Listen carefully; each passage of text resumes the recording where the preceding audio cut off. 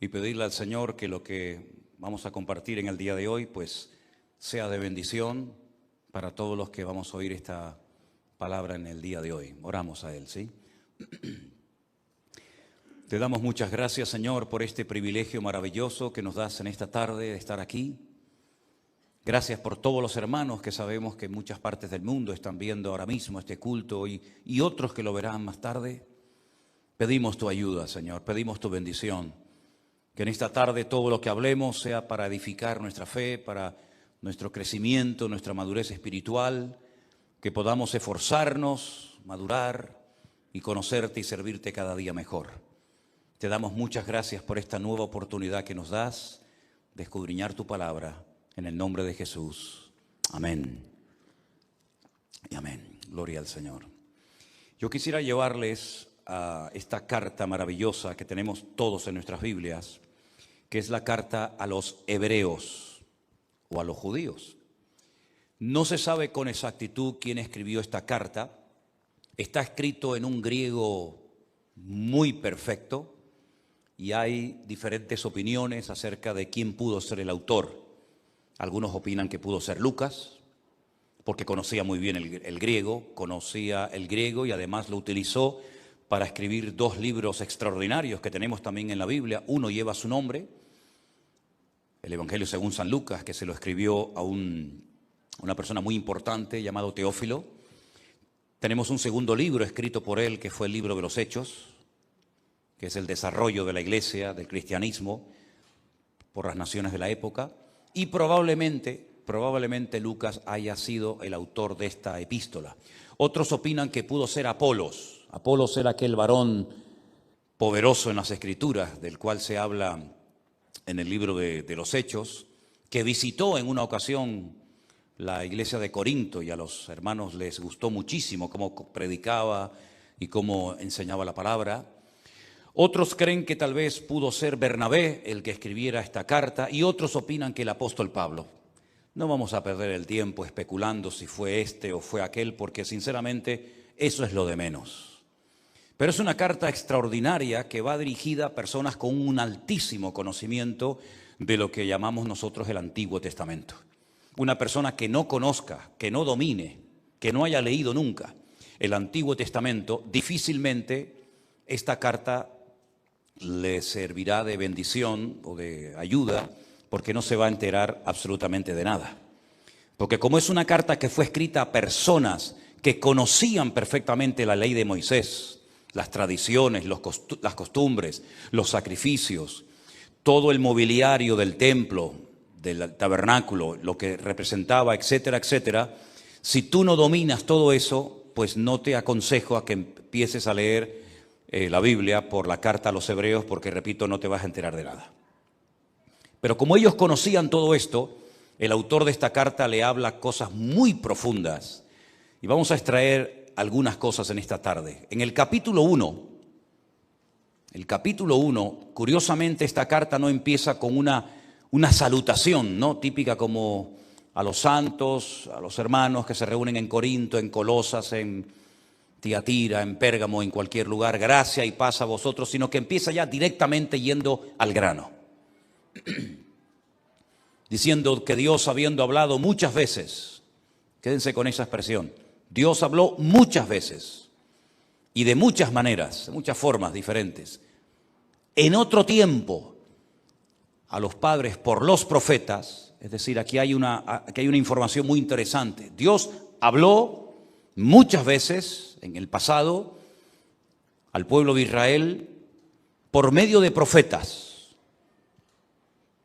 Tuvieron su momento, el Señor los utilizó a todos y a cada uno de ellos.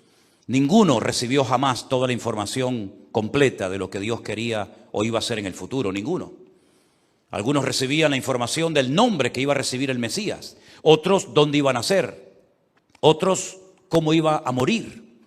Y así todos los profetas del Antiguo Testamento fueron recibiendo cada uno de ellos una información fraccionada que luego al ponerla junta, pues podían más o menos hacerse una idea de cómo sería el Mesías, qué haría, cómo viviría, etcétera, etcétera. Ellos apuntaban hacia algo que iba a ocurrir en el futuro que ninguno de ellos vio. Lo profetizaron en fe, lo escribieron y pasaron cientos de años desde que profetizaron y escribieron lo que el Señor les había dado hasta que vino el Mesías. Y tenemos los nombres de profetas como Isaías, Jeremías, Sofonías, Habacuc, Malaquías y tantos, ¿verdad? Y el Señor los utilizó para preparar, para dar información al pueblo de Israel, pero ninguno de ellos conoció personalmente al Mesías, al Señor Jesucristo. Pero ahora en el versículo 2, el autor de la carta dice, pero en estos postreros días, esa era la forma como Dios hablaba y como Dios dirigía antaño al pueblo. Pero ahora que estamos en los postreros días, nos ha hablado por el Hijo. Ya no nos ha hablado o no nos habla por profetas, sino que ahora todo lo que Dios tenía que decir, todo lo que tenía que mostrarnos, lo ha dicho a través del Hijo. Y a ese Hijo lo ha constituido heredero de todo. Y por ese Hijo hizo el universo. Y por ese Hijo, o ese Hijo es el resplandor de su gloria. Y ese Hijo, el Señor Jesucristo, es la imagen misma de su sustancia. Y ese Hijo es quien sustenta todas las cosas con la palabra de su poder.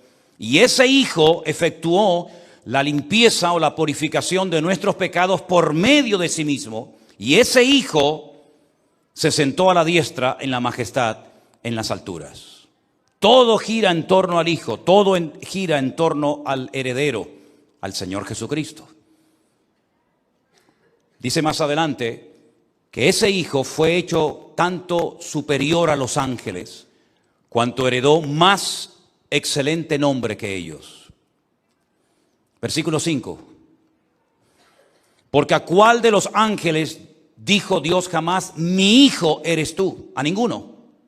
A ninguno se dirigió Dios con esos términos. Mi hijo eres tú, yo te he engendrado hoy, y otra vez yo seré a él padre, y él me será a mí hijo. Toda la carta a los hebreos pretende exaltar al Hijo por encima de cualquier cosa. El Hijo tiene la superioridad por encima de la ley de Moisés. Mucho más importante que la ley de Moisés es el Señor Jesucristo. Porque la ley de Moisés, con sus 613 mandamientos, lo que pretendía era preparar al pueblo para que cuando viniera el Mesías, cuando viniera el Hijo, al que hemos leído, lo pudieran reconocer y lo pudieran aceptar en sus vidas. Lamentablemente muchos se quedaron con la letra, en vez de con la letra encarnada, como era el Señor Jesucristo, el Verbo hecho carne, que habitó entre nosotros y vimos su gloria, gloria como del unigénito del Padre. Algunos se quedaron y se siguen quedando con la letra, repito, en vez de con la letra humanada, encarnada, como fue el Señor Jesucristo. La carta a los hebreos intenta demostrar la superioridad del Hijo por encima de la ley o de la palabra en aquel tiempo dada al pueblo de Israel. La carta a los hebreos intenta demostrar que Él es superior a los ángeles, serafines, querubines y arcángeles, que algunos de ellos se mencionan con nombre en las páginas del Antiguo Testamento. Ángeles que se presentaron a personas con mensajes importantes, con advertencias, pero ninguno de ellos se le puede comparar en cuanto a gloria y majestad a la que tiene el Señor Jesucristo.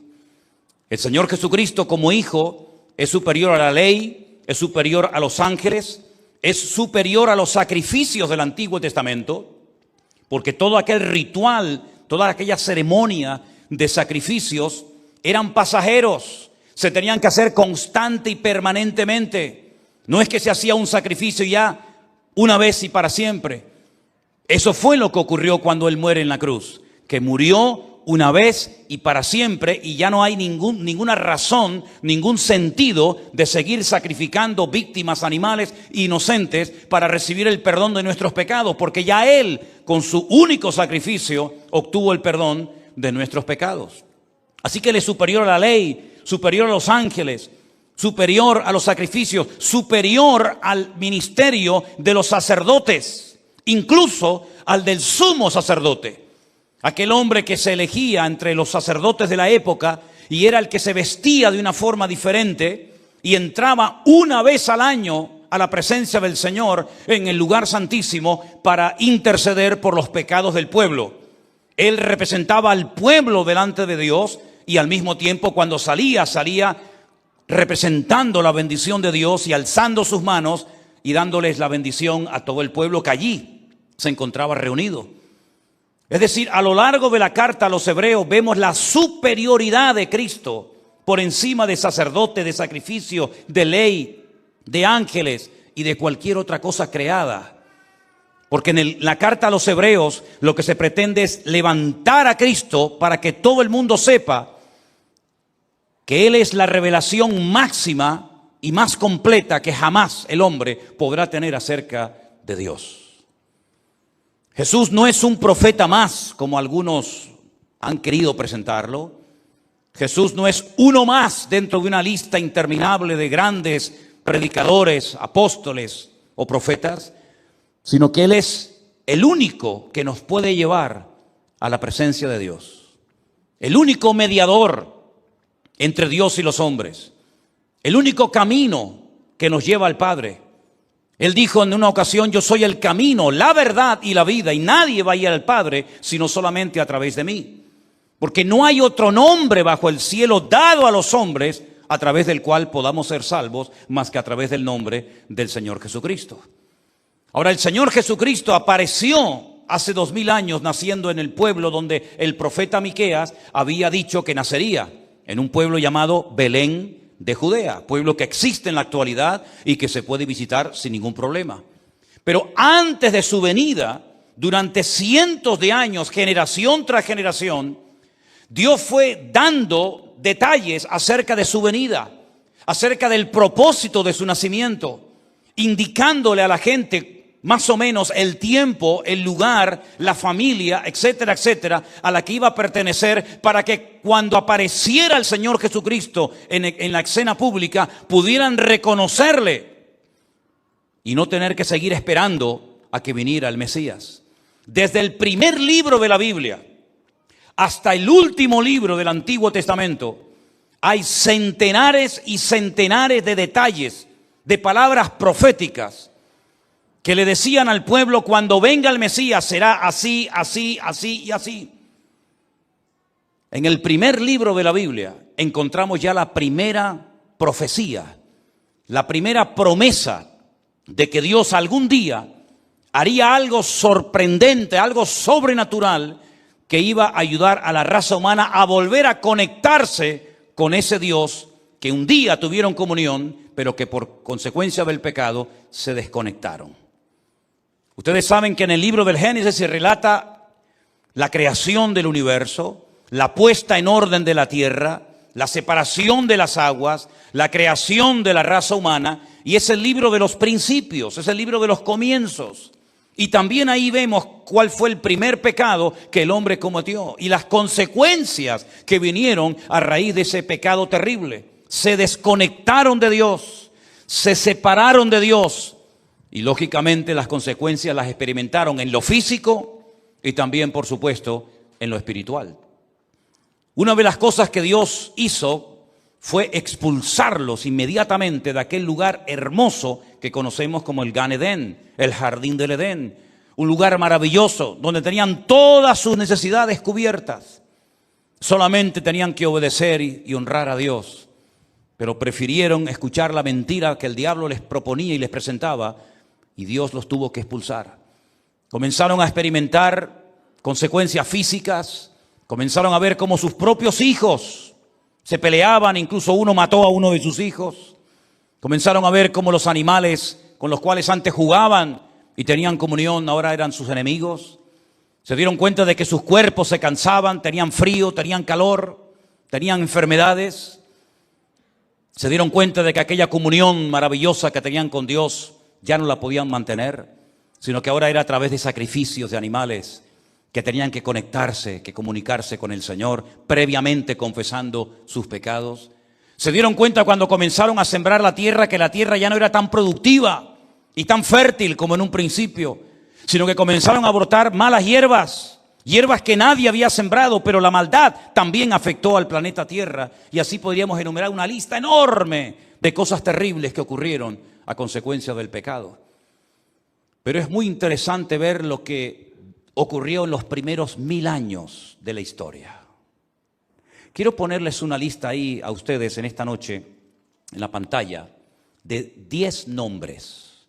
Esos 10 nombres que ustedes van a ver ahí son descendientes del primer hombre llamado Adán. Tal vez algunos los conozcan, otros tal vez no les suene tanto, pero desde el primero Adán hasta Noé pasaron aproximadamente 1000 años, lo que la Biblia llama un día.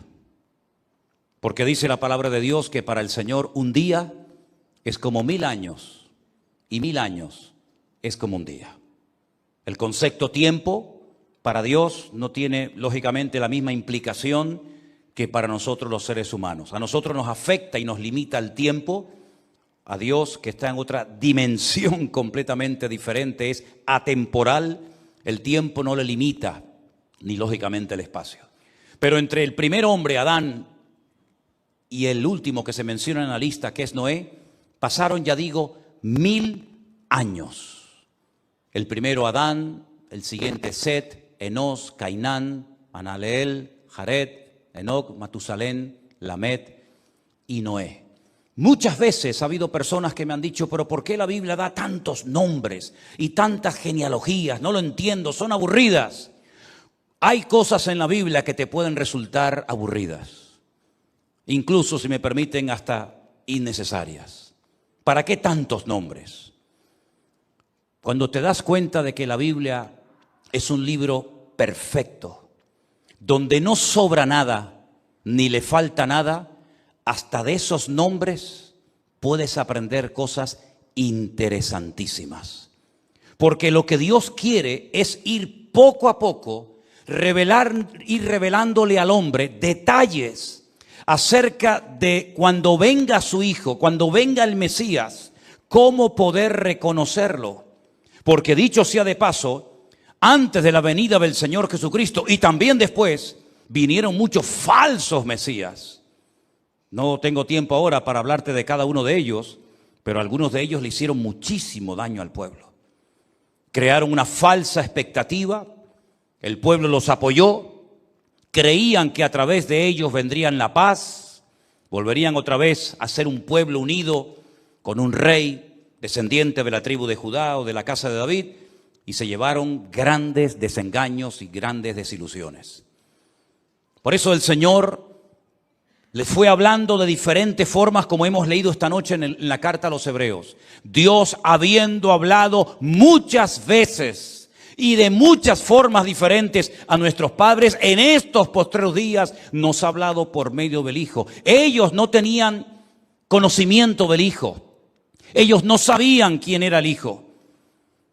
Todos estos personajes nunca conocieron al Mesías, nunca tuvieron un Nuevo Testamento en la mano, nunca tuvieron una Biblia completa en la mano, como tú y yo la podemos tener esta noche, y tener todo el plan de Dios, todo el consejo de Dios, toda la información revelada de Dios. Y vas a darte cuenta que esos nombres tienen un mensaje oculto muy interesante que vamos a descubrir a continuación. Vamos a poner una vez más la lista, pero con el significado del nombre. El nombre Adán significa hombre o ser humano. Set significa asignado, escogido. Enos, mortal. Cainán, dolor. Manahalalel, el Dios bendito. Jared, descenderá. Enoc, enseñará. Matusalén, su muerte traerá. Lamet, el desesperado. Noé, el consuelo. Si leemos todo junto como si fuera una frase, como si fuera una oración, Dios está diciendo en un periodo de 1000 años, a través de nombres de personajes que aparentemente no nos dicen nada, que un hombre será escogido o asignado, que morirá, que el Dios bendito descenderá y nos enseñará, con su muerte traerá el desesperado o el anhelado consuelo y alivio a la raza humana. ¿Qué les parece? Ahora dices, ahora entiendo por qué tantos nombres. Porque Dios habló a través de ángeles, Dios habló a través de sueños, Dios habló a través de visiones, Dios habló a través de profetas, Dios habló a través de las estrellas, Dios habló a través de animales, Dios habló a través de nombres. Dios habló y habló y habló constante y permanentemente a los antepasados de diferentes formas y maneras. Pero todas esas formas, todas esas revelaciones, toda esa información fragmentada a lo largo de la historia, el objetivo era que el pueblo de Israel reconociera que necesitaban de un Salvador, que necesitaban de un Mesías. Y lamentablemente dice que a lo suyo vino y los suyos no le recibieron. Mas a los que le recibieron les dio el derecho, la potestad, el privilegio, el honor de ser llamados hijos de Dios. ¿Cuántos son hijos e hijas de Dios en esta tarde? Gloria a Dios. Lo que millones de personas no entendieron o no quisieron aceptar, gloria al Señor, que muchos de ustedes, de los que están aquí y en sus casas, ya lo tienen clarísimo. Y por eso, queridos hermanos, nosotros los cristianos tenemos la fe que tenemos. Y cantamos como cantamos. Y nos comportamos como nos comportamos. ¿Por qué? Porque ahora nosotros no dependemos de un profeta que venga de vez en cuando a darnos un poquito de información o a darnos un poquito de ánimo o de aliento para seguir adelante, sino que ahora nosotros le hemos conocido a Él, le tenemos a Él, vivimos para Él, le adoramos y le servimos a Él y sabemos que además Él está con nosotros y en nosotros todos los días hasta el fin del mundo. Den un fuerte aplauso en esta tarde al Rey de Reyes y Señor de los Señores. Su superioridad sobrepasa a todo ser humano. Aleluya. Gloria a Dios. En el Antiguo Testamento andaban a tientas, si me permiten el ejemplo. Cuando hay poca luz en una casa, tenemos que ir a tientas, no sea que nos demos un golpetazo en un dedo, en la rodilla o en el pie, ¿verdad? ¿A cuántos les ha pasado? ¿Cómo duele un golpe en la rodilla, eh? Esa esquina de esa cama que la has visto 1.000.000 de veces, pero cuando te da, amigo, gracias a Dios que eres cristiano, porque no sé antes lo que pronunciarías. Cuando no tenemos luz, tenemos que ir a tientas palpando. Y así es como vivían la gente en el Antiguo Testamento. Palpando, será este, será esta, será aquí, será allá. ¿En qué lugar? ¿Será por este lugar? ¿Será por aquel lugar? Y por eso los profetas dicen que indagaban diligentemente para ver qué tiempo y qué persona era el Mesías. Imagínate el dolor de las madres en Egipto, cuando ya ellos sabían que el Mesías, que el Redentor, que el Goel vendría a este mundo en forma humana, en forma de varón, de niño. Y ahora llega una ley, un decreto real por parte del faraón de que tienen que coger a sus niños, a los varones, y lanzarlos vivos para que se mueran en el río Nilo. ¡Qué dolor tan grande! ¿Y si resulta que hemos tirado al río Nilo al Mesías? Porque ellos no sabían si ya estaba allí entre ellos, porque andaban a tientas, no tenían toda la luz, no tenían toda la información. Y por eso el dolor no solamente de perder un hijo, sino que además corrían el riesgo de perder al Mesías arrojándolo a las aguas del río Nilo. ¿Te puedes imaginar cuando los reyes paganos comenzaban a torturar a la gente y comenzaban a matar a las personas? Y cuando eran llevados al cautiverio y se rompía la hegemonía nacional y unas familias por un lado y otras familias por otro, tenían el temor, el terror de decir, ¿y si no cumplimos los requisitos para que venga el Mesías? ¿Te puedes imaginar la alegría tan grande que recibió aquella jovencita, ¿verdad?, donde ella vivía, cuando se le presenta nada más y nada menos que un arcángel, un ángel tremendamente poderoso, que muy pocas veces se ha presentado a lo largo de la historia, siempre a hombres, y era la primera vez que se le presenta a una mujer, una joven judía, y le dice, Shalom, Shalom Lach. En nuestra Biblia dice, salve. Esa es una expresión romana, ¿no? Salve. Los que van a morir te saludan. Shalom Lach. Bendita tú entre las mujeres. Ella se quedó sorprendida diciendo, pero ¿qué salutación será esta? Porque nunca jamás un ángel se había presentado a una mujer. A la primera mujer que se le presentó un ángel fue Agar, a la madre de Ismael en el desierto, nunca más. Salvo también a la madre de Sansón, pero con esa salutación a ninguna. Y cuando este ángel le revela lo que va a pasar con ella, ella dice, ¿y cómo? No hay un punto de referencia en la historia. Si miro a Sara, si miro a Rebeca, si miro a Raquel, si miro a Noemí, si miro a Ruth, si miro a las mujeres del Antiguo Testamento, a ninguna de ellas le pasó lo que tú me estás diciendo que a mí me va a suceder. Que yo voy a portar en mi vientre y nada más y nada menos que al Mesías, aquel que esperó el pueblo de Israel durante cientos de años. ¿Y cómo va a ser esto? Y entonces el ángel le dice, lo que es imposible para los hombres es posible para Dios. Y entonces ella dijo, hágase conmigo conforme a la palabra de Dios. Y hasta el día de hoy, en muchas culturas, a María se le censura, se le condena, se le critica, porque nadie se cree que ella quedó embarazada por un milagro, por una intervención sobrenatural de Dios. Como si para Dios fuera más difícil dejar a una joven embarazada sin contacto con varón o permitirle a una señora con 100 años que era estéril poder dar a luz. ¿Qué es más fácil? ¿Qué es más difícil? Esos términos Dios no los conoce. Para Él no hay nada imposible. Ahora, imagínate el dolor, la desesperación de una madre cuando sabe que ha tenido en su vientre 9 meses al Mesías y de repente cuando le pregunta a su marido, ¿el niño está contigo? Y le dice, no, conmigo no está. ¿Cómo que no está contigo? Te dije que lo cuidara. No, yo te dije a ti. No, tú me dijiste a mí. Y tuvieron que estar 72 horas, 3 días, dando vueltas, porque habían perdido al niño en el templo de Jerusalén. Ahora puedes entender cuando aquel hombre toma aquel niño en brazos y se le queda mirando a María y le dice, una espada traspasará tu alma, mujer. Este niño que has sentido en tu vientre y has sentido el latido de su corazón y sus pataditas y lo has amamantado y lo amas tanto, lo verás crucificado en una cruz, agonizando, siendo humillado y no podrás hacer absolutamente nada para salvar a tu hijo. Porque para esto Él ha nacido, para levantar y para tropiezo de muchos en esta ciudad de Jerusalén y en este país de Israel. Qué dolor tan grande, ¿verdad? Cuando lo vio agonizando en la cruz y dijo, Padre, ¿por qué me has Dios mío, ¿por qué me has desamparado? El dolor que aquella mujer experimentó no somos conscientes ninguno de nosotros en esta noche de poder entenderlo. Pero más dolor tiene el corazón de Dios cuando ve gente hoy en día que se niega a aceptar el amor de Dios. Porque todo lo que le hicieron al Señor Jesucristo tenía un propósito y una razón de ser. Y no fue en vano, ni un fracaso, ni una derrota, la muerte de Cristo en la cruz, como algunos incluso han dicho. Fue una victoria contundente. Fue aquella herida que Él sufrió en su calcañar, como decía Génesis 3:15.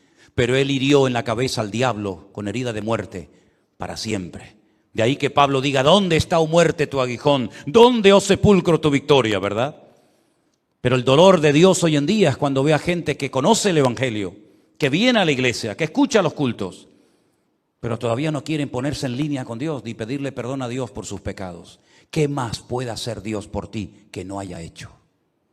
Mandó a profetas, mandó a ángeles, hizo todo lo que tenía que hacer, sacó al pueblo de la esclavitud de Egipto, lo sustentó en el desierto, lo cuidó, lo alimentó, lo protegió, lo multiplicó, lo volvió a traer a su tierra después de un ataque sangriento por parte de las tropas del rey Nabucodonosor que lo llevó a Babilonia. Murió en una cruz, resucitó al tercer día, ascendió y todavía algunos están pensando si entregarle o no su vida al Rey de Reyes y Señor de los señores. ¿Será que algo quedó pendiente por hacer que Dios no haya hecho y por eso todavía algunos están pensando en si me entrego o no al Señor en esta noche? ¿Será que Dios te ha tratado tan mal y te ha fallado que estás enfadado con Él y Él no merece que vayas corriendo a sus brazos a pedirle perdón? Y prefieres confiar en un papel de periódico que te pronostica un horóscopo inventado por un hombre que depende del día y la hora, o el periódico que hayas comprado, en uno te dice una cosa y en otro te dice otra. ¿Será más fiable un santero, un brujo, un mago, un adivino, que encima te cobra dinero y que manipula la Biblia y el mundo espiritual? ¿Será más fiable un hombre que te lee las manos ¿O te echa las cartas que Dios en su palabra? ¿Qué es lo que estás esperando? ¿Te crees más sabio, más inteligente que Dios? Él fue la sabiduría personificada. Salomón recibió sabiduría, pero él era la sabiduría personificada. Él era el amor personificado. Él era la paciencia personificada. Nadie jamás en esta vida se ha sacrificado tanto por la raza humana más que el Señor. Los profetas, algunos fueron perseguidos, otros fueron apedreados, otros fueron encarcelados, pero ninguno de ellos fue clavado en una cruz hasta la muerte para morir por el pueblo de Israel. Pero él sí, él se dejó crucificar. Él podía haber evitado aquella sangría, aquella humillación, lo podía haber evitado perfectamente. Él le dijo a una persona: mi reino no es de este mundo. Si mi reino fuera de este mundo, mis seguidores pelearían por mí. Pero mi reino no es de este mundo. Luego tú eres un rey, y dijo: yo es que para esto he nacido. Yo he nacido para ser rey. Y aunque tú no lo entiendas, porque estás ciego espiritualmente hablando y sordo, magos de Oriente vinieron de lejanas tierras durante meses y meses, montado a lomos de camello, para venir a adorar al rey de los judíos, porque su estrella habíamos visto en el oriente. Y tú, que vives en el mismo pueblo donde él acaba de nacer, eres incapaz de ir a postrarte ante su presencia porque tienes miedo de que te quite el puesto. Pero gracias al Señor que muchos de nosotros hemos entendido que la muerte de Cristo y su crucifixión no fue en vano, sino que nos redimió de todos y cada uno de nuestros pecados. Pero si solamente pudiéramos hablar hoy de un muerto, de un hombre muy sacrificado, muy elocuente, muy carismático y nada más, no tendría ningún sentido lo que hoy estamos haciendo en este lugar. ¿Qué sentido, qué propósito tendría el haber estado casi una hora cantándole a un muerto? Porque que yo sepa, las letras que hemos cantado esta noche, si ustedes las han leído bien y han cantado, como dice la Biblia, con inteligencia, no se las hemos cantado a un novio o a una novia, o a la esposa o a un amigo. Se las hemos cantado a una persona que está entre nosotros en esta tarde, y su nombre es Jesucristo. Si Él no está aquí porque murió y no fue resucitado al tercer día, entonces ¿a quién hemos adorado en esta noche? ¿A quién le hemos cantado esta noche? ¿Para qué tuviste que venir del sur, del norte o de cualquier otra parte de la ciudad? Y para qué hay cientos o miles de hermanos en este momento en muchas partes del mundo mirándonos para hablar y recordar un cadáver, otro más, otro muerto más de tantos que ocurrieron a lo largo de la historia? Pues no es así, sino que hemos cantado esta noche a un rey vivo que venció a la muerte al tercer día. Y está con nosotros todos los días hasta el fin del mundo. Y viene pronto. Y su nombre es Jesucristo. ¡Aleluya! Su nombre es Jesucristo. Nuestro Rey, nuestro Redentor, nuestro Sanador, nuestro Dios, nuestro amigo, nuestro abogado, nuestro León. ¡Aleluya! A Él la gloria. A Él le hemos cantado. A Él le hemos adorado. Nunca nadie había nacido como Él, nadie. Nunca nadie había vivido como Él vivió. Nunca nadie había muerto como Él murió. Y nunca nadie había resucitado como Él resucitó. La superioridad de nuestro Señor Jesucristo está más que demostrada a lo largo y ancho de toda la Biblia. Superior a los profetas, superior a los ángeles, superior a la ley, superior a los sacrificios, superior a los sacerdotes, superior absolutamente a todo y a todos. Y Él ha venido a este mundo para que todos y cada uno de nosotros aquí sepamos que Dios nos ama. Yo no sé qué Dios te presentaron a ti, yo sé al que me presentaron a mí. En los salesianos, en los maristas, sé al Dios que me presentaron, y no me atraía lo más mínimo, al contrario. Me presentaron a un Dios frío, distante, lejano, no un Dios personal, de amor, no un Dios que había dado su vida por mí, un Dios que perdona, que levanta, que restaura, que bendice. A ese Dios a mí no me lo presentaron, pero ese Dios ha existido siempre. No fue creado por nada ni por nadie. Él ha existido desde la eternidad hasta la eternidad. Él es un ser eterno. Nuestra mente finita no puede entenderlo completamente, porque yo no sería capaz de creer en un Dios que soy capaz de entenderlo con mi mente. Mi Dios es tan grande que no me cabe en la cabeza. Mi Dios es tan grande que por mucho que leamos y estudiemos, jamás vamos a poder conocerlo en su magnitud, porque es mucho más grande que el sol que nos calienta cada mañana, que el planeta que vivimos o que el océano que nos sorprende. Él es mucho más grande que el universo creado. Los científicos se quedan con la boca abierta cuando dicen, pero ¿tendrá fin el universo? ¿Cuántas constelaciones hay? ¿Cuántos billones y billones de estrellas y de planetas hay? Ni siquiera lo saben.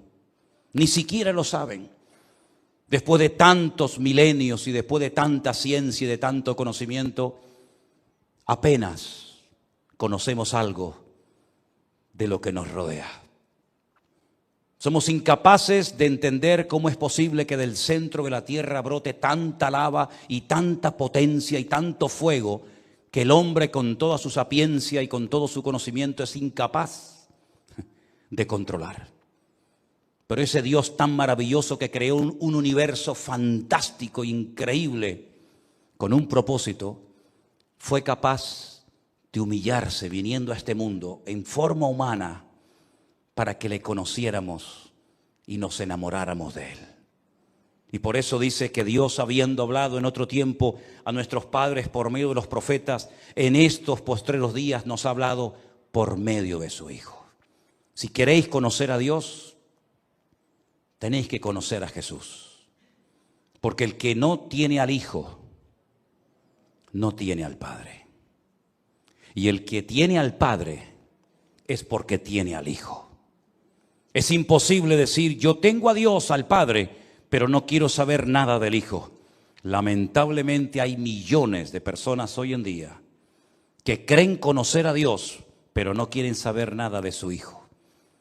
Y se olvidan de lo que la palabra del Señor enseña, que el que no tiene al Hijo tampoco puede presumir de tener al Padre. Jesús vino a este mundo para aclarar nuestras ideas, para allanarnos el camino y para que pudiéramos, si queremos, volver a tener comunión con Dios y no depender de iglesias, de profetas, de apóstoles, de pastores, sino depender única y exclusivamente de Dios. El dolor más grande de mi corazón es cuando veo a gente con poder y con autoridad ministerial que, haciendo un mal uso de su influencia sobre la gente, se posicionan de tal manera, queriendo sin querer, ellos sabrán, que hacen que la gente dependa de ellos y vayan detrás de ellos como borregos, esperando que ese hombre o esa señora te dé una palabra que ya Dios reveló en su palabra hace 2000 años. Los profetas, si vienen hoy en día, si es que verdaderamente existen y están por ahí, lo único que podrían hacer como mucho es confirmar lo que el Hijo ya nos enseñó y nos dijo. Pero ya no hay revelaciones nuevas.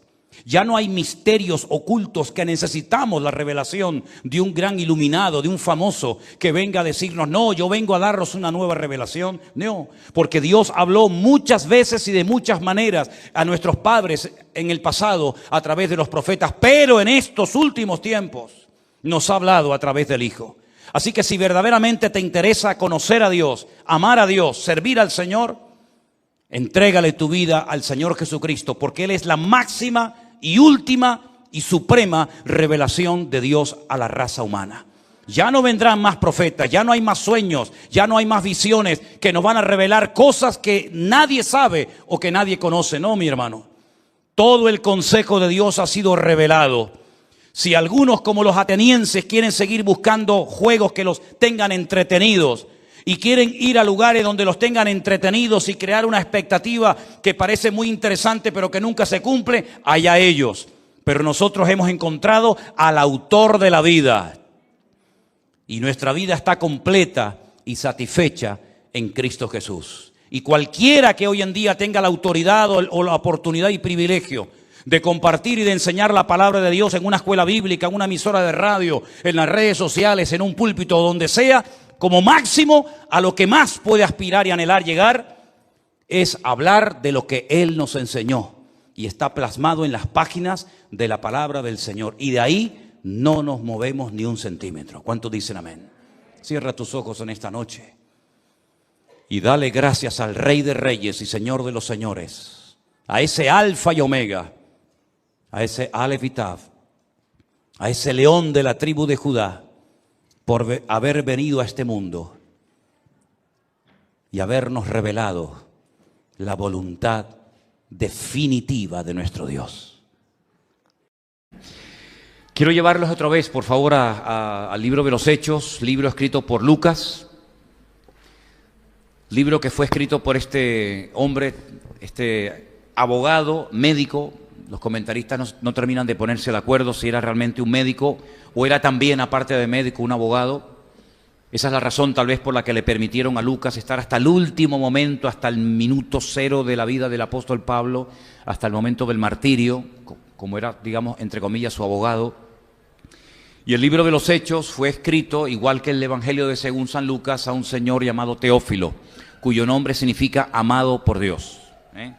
Teófilo, amado por Dios, o el que ama a Dios también. Se cree que en un principio era un solo tomo. No es como en nuestra Biblia, que tenemos el Evangelio por un lado y el libro de los Hechos por otra parte, sino que era, digamos, como un solo tomo que empieza hablándonos acerca de la vida de Jesús, todos sus milagros o parte de sus milagros, sus mensajes, sus enseñanzas, su ejemplo, su ministerio. Y después la otra parte del libro, el libro de los Hechos, nos cuenta lo que los discípulos de Cristo comenzaron a hacer una vez que el Señor ya no estaba, bueno, no me malinterpreten, no estaba físicamente, ¿no?, visiblemente con sus discípulos, aunque sabemos que el Señor siempre está con ellos y siempre estará con nosotros, ¿verdad? Pero de otra forma, ya había ascendido, había vuelto a la presencia del Padre, y entonces podremos decir que la primera parte del libro es lo que Cristo personalmente hizo, y la segunda parte del libro es lo que Cristo siguió haciendo, pero a través de sus discípulos. No todos los discípulos son mencionados en el libro de los Hechos. No todo lo que hicieron se escribió.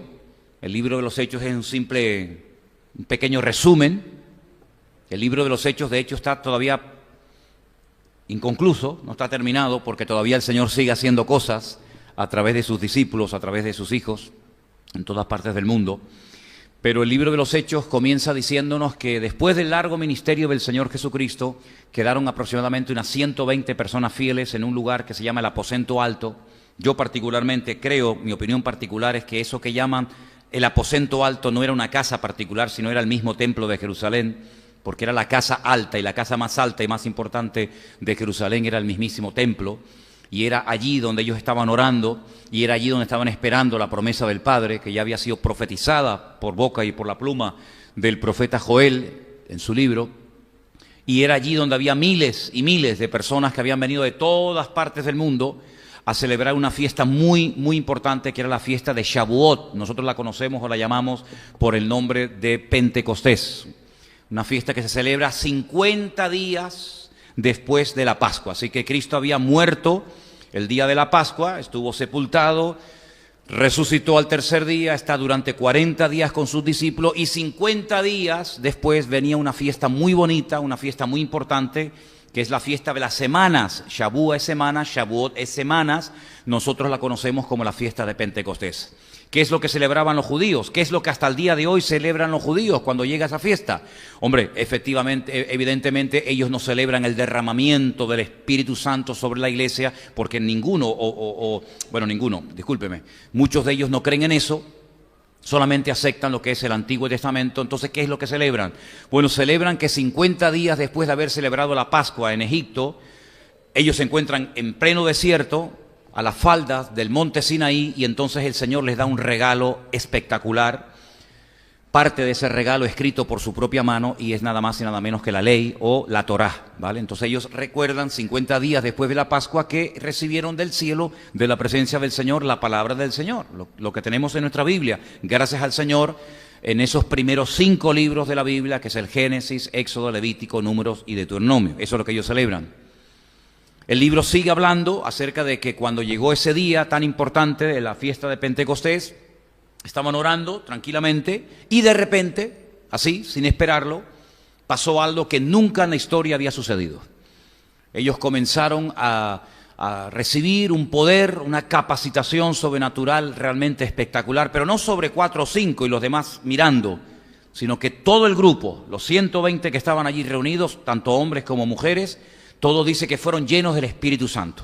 Y comenzaron a hablar en lenguas, comenzaron a hablar en idiomas que ellos nunca habían aprendido, porque si habían aprendido ya no era un don, sino era simplemente una habilidad natural, como la persona que aprende a hablar alemán, inglés, hebreo, arameo, chino, lo que sea.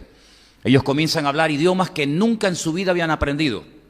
Y muchas personas que estaban allí en aquellos días, los peregrinos que habían venido de todas partes del mundo, como era la obligación de ir a Jerusalén a celebrar dicha Pascua, pues se quedaron sorprendidos de que aquellas personas, que la inmensa mayoría de ellos eran galileos, eran de la parte más, entre comillas, inculta de Israel, la mayoría de ellos eran pescadores, ninguno de ellos era religioso, profesional de la religión, como eran los fariseos, los saduceos o los escribas, pues se quedan realmente sorprendidos porque ellos entienden lo que esos hombres y mujeres están hablando. Dice que les oían hablar las maravillas de Dios.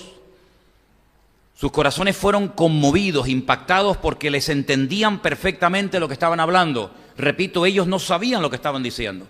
Algunos, no sé, hablarían en latín, otros hablarían en, no sé, en cualquier otro idioma de la época. Y las personas que estaban allí fueron tremendamente impactadas por aquella experiencia que aquellas 120 personas estaban teniendo. Sin lugar a dudas, si estudiamos el tema en profundidad, nos vamos a dar cuenta de que hay un antes y un después en ese pequeño grupo de personas. Eso es evidente, no hay que ser muy listo para darnos cuenta que los que entraron allí, cuando salieron, eran personas completamente diferentes. El mismísimo Pedro, persona que había negado al Señor porque no tenía el valor, el coraje de decir, sí, yo soy uno de los discípulos de Cristo, es el primero que se pone de pie en el día de Pentecostés y dice, vengan para acá, que nosotros no estamos ebrios, sabemos hasta la hora que es. Y lo que está pasando aquí es el cumplimiento de una palabra profética que lleva más de 800 años esperando cumplirse. A través de la pluma, a través del ministerio de Joel, esta experiencia que hoy estamos teniendo nosotros, esto tiene un fundamento bíblico, esto no es un disparate, no hemos perdido el control, no nos hemos vuelto locos, sino que esto es lo que está... esto que estáis viendo ustedes, pues esto es lo que dijo el profeta Joel cuando dijo que en los postreros días, en los últimos tiempos, el Señor derramaría de su Espíritu Santo sobre toda carne. Y esto es lo que está sucediendo. Y a continuación Él da un testimonio, Él da un mensaje, una enseñanza, una aplicación de todo lo que le ocurrió a la vida de Jesús. Y al final del discurso, al final del mensaje, cuando la audiencia entiende que crucificaron, que mataron, que rechazaron nada más y nada menos que al Mesías, dice que se compungieron de corazón. Y dijeron, bueno, si ahora hemos matado al Mesías, si lo hemos rechazado, ahora ¿qué podemos hacer para que el Señor nos perdone? Y Pedro los llama al arrepentimiento y le dice, lo que tienen que hacer es arrepentirse de sus pecados, aprovechen la oportunidad, bautícense, y también ustedes tendrán esta misma experiencia que nosotros hemos tenido en esta mañana. Y dice que aquel día 3.000 personas, perdonen, pero en aquel tiempo solamente se contaban los varones, seguramente habría muchos más, un montón de mujeres, familias enteras, pero 3.000 hombres decidieron ese día pasar por las aguas, confesando públicamente al Señor Jesucristo, y así empezó lo que llamamos la iglesia. Así empezó lo que llamamos el cuerpo de Cristo en la ciudad de Jerusalén. Días más tarde vuelven otra vez a suceder milagros y maravillas y prodigios, a pesar de que había persecución, a pesar de que había amenazas, a pesar de que había prohibición bajo pena de muerte y cárcel, de que no podían seguir predicando, ni siquiera orar por los enfermos. Ahora no 3.000, ahora 5.000 personas se añaden a la iglesia, y aquello es algo imparable, aquello no se puede parar bajo ningún concepto. Pero lo que quiero destacar en esta tarde, que todos los que se convirtieron en el día de Pentecostés, todos los que se convirtieron posterior al día de Pentecostés, todos los que estaban en el aposento alto, todos tenían una misma nacionalidad, todos eran judíos.